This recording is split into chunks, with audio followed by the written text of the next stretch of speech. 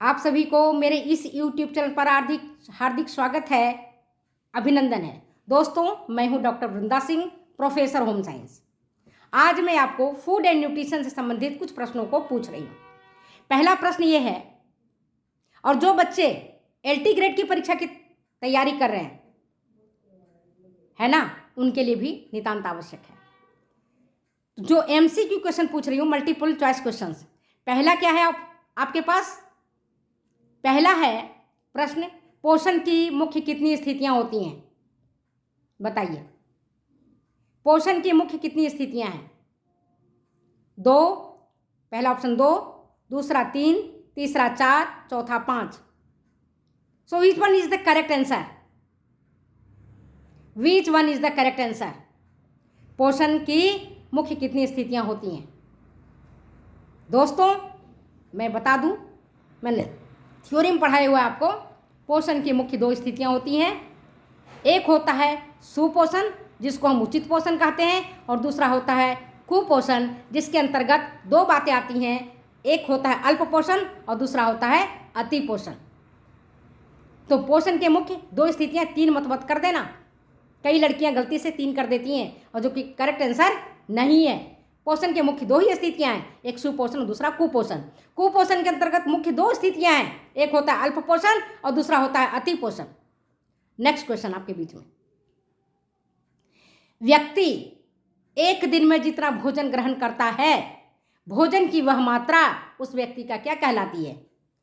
एक दिन का आहार या पोषण? दूसरा ऑप्शन, एक दिन का आहार, एक दिन का पोषण, एक सप्ताह का आहार या एक समय का आहार? करेक्ट आंसर क्या है? फिर से क्वेश्चन को समझ लो। व्यक्ति एक दिन में जितना भोजन ग्रहण करता है, सुबह से लेकर शाम तक, रात को सोने तक, तो भोजन की वह मात्रा उस व्यक्ति का क्या कहलाती है? एक दिन का आहार, एक सप्ताह का आहार, एक समय का आहार या एक दिन का पोषण? सही उत्तर क्या है? सही उत्तर है एक दिन का आहार। व्यक्ति एक दिन में जितना भोजन ग्रहण करता है, वह उसका एक दिन का आहार कहलाता है। ठीक है। नेक्स्ट क्वेश्चन, विभिन्न पौष्टिक तत्वों का अध्ययन, तीसरा नंबर क्वेश्चन है, सुनो ध्यान से। विभिन्न पौष्टिक तत्वों का अध्ययन, उनके कार्य, भोज्य स्रोत तथा उनका मानव कल्याण पर प्रभाव ही पोषण कहलाता है। इस परिभाषा को किसने दिया है? इस परिभाषा को किसने दिया है? विभिन्न पौष्टिक तत्वों का अध्ययन, उनके कार्य, भोज्य स्रोत और मानव कल्याण पर प्रभाव ही पोषण कहलाता है। इस परिभाषा को किसने लिखा है, किसने दिया है? ऑप्शन आपके पास, सुधा नारायणन, दूसरा है शुभांगिनी जोशी, तीसरा उषा टंडन, चौथा है एस मुदाम्बी और शालिनी राव। कई बार इस तरह के प्रश्न पूछे जाते हैं, परिभाषाओं से संबंधित परिभाषा पूरा लिखा रहता है और फिर उसके राइटर के लिखे हुए रहते हैं कि कौन इस परिभाषा को दिया है, उसका नाम लिखा रहता है, उसमें करेक्ट आपको आंसर चुनना पड़ता है। तो इसी में एक प्रश्न है, विभिन्न पौष्टिक तत्वों का अध्ययन, उनके कार्य, भोज्य स्रोत तथा उन मानव कल्याण पर उनका प्रभाव ही पोषण कहलाता है। इस परिभाषा को दिया है एस मुदाम्बी और शालिनी राव ने। ऐसा इसलिए प्रश्न पूछा जाता है ताकि आप प्रश्नों का सही तरीके से आंसर दें और डेप्थ नॉलेज आपको हो। अन्यथा आपको नॉलेज जब नहीं होगा तो आप क्या कर पाएंगे? नेक्स्ट क्वेश्चन आपके बीच में है, वह सभी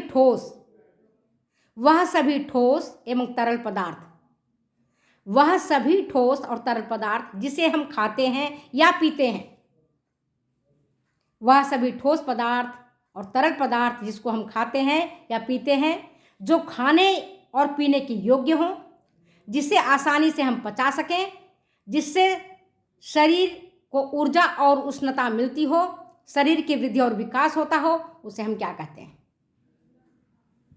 बोलो, उसे हम क्या कहते हैं? पहला ऑप्शन है आपके पास भोजन, दूसरा है पोषण, तीसरा है आहार, चौथा है पोषक तत्व। So which one is the correct answer? बोलिए, which one is the correct answer?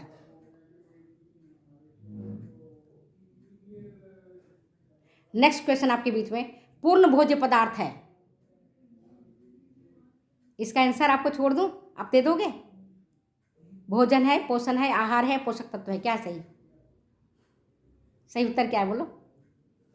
भोजन, जो कुछ हम खाते हैं पीते हैं जिससे हमारा स्वास्थ्य उत्तम रहता है, जिसको हम पचा सकते हैं आसानी से, वो कहलाता है भोजन हमारा। अब तुम कहने के लिए कह दो कि मैडम हम सिगरेट भी पी सकते हैं, उसको भांग भी खाते हैं, दारू भी पीते हैं, क्या भोजन है वो हमारा? वो नशा है, वो भोजन नहीं है। जिससे हमारा, लास्ट लाइन क्या है? जिससे हमारा स्वास्थ्य उत्तम हो, हमारा शरीर का वृद्धि और विकास हो, वो भोजन कहलाता है। नेक्स्ट क्वेश्चन आपके बीच में, पूर्ण भोजन निम्न में से कौन है? पूर्ण भोजन निम्न में से कौन है? पहला ऑप्शन दूध, दूसरा चीनी, तीसरा फल, चौथा सब्जियां।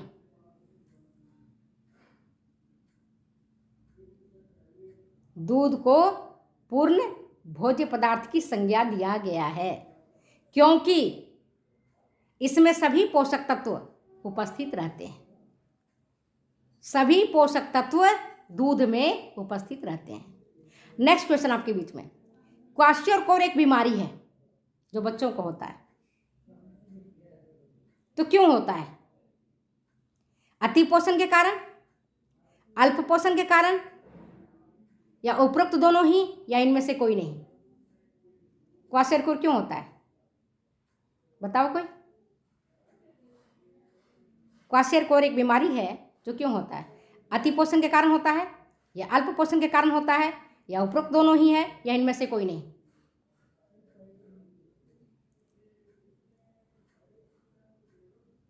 इजी क्वेश्चन, आंसर है अल्प पोषण के कारण।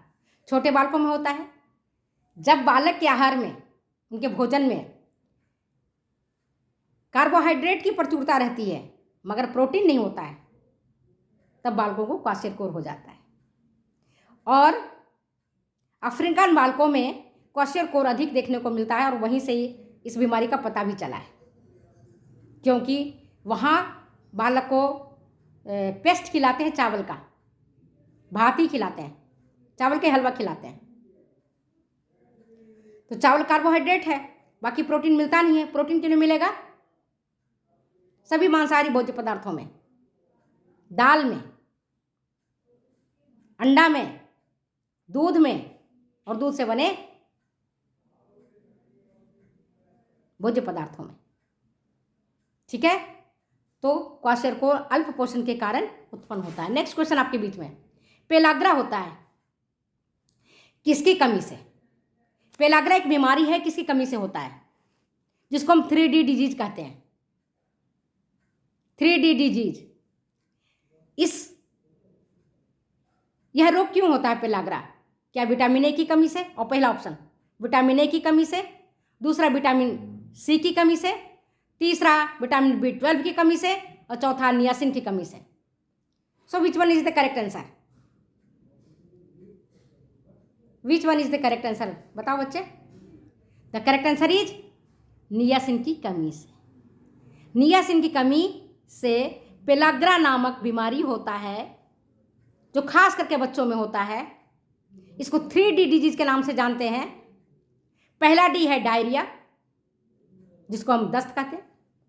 दूसरा है डर्मेटाइटिस, स्किन का डिजीज है, त्वचा का रोग है, चर्म का रोग है। और चौथा होता है डिमेंशिया, पागलपन, डिमेंशिया। और अगर समय रहते इन 3D का इलाज नहीं किया जाए, डायरिया, डर्मेटाइटिस और डिमेंशिया का, तो फिर चौथा डी होता है डेथ ऑफ द चिल्ड्रेन। समझ गए बात को? नेक्स्ट क्वेश्चन आपके बीच में, इंपॉर्टेंट क्वेश्चन, पायरिडॉक्सिन को क्या कहते हैं?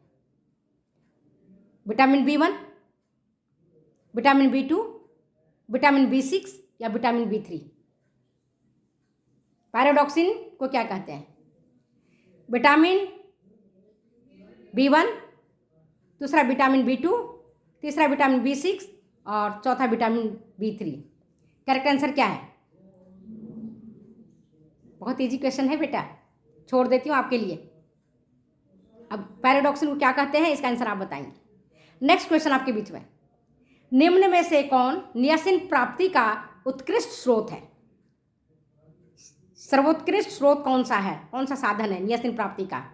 पहला यकृत, दूसरा सूखा खमीर, तीसरा मूंगफली का छिलका, चौथा संपूर्ण अनाज। इन दोनों प्रश्नों का उत्तर मैं आपसे चाहती हूँ, आप इन प्रश्नों का उत्तर देंगे कि नियासिन प्राप्ति का उत्कृष्ट स्रोत कौन सा है। नेक्स्ट क्वेश्चन, लास्ट में एक क्वेश्चन और पूछ लेती हूँ।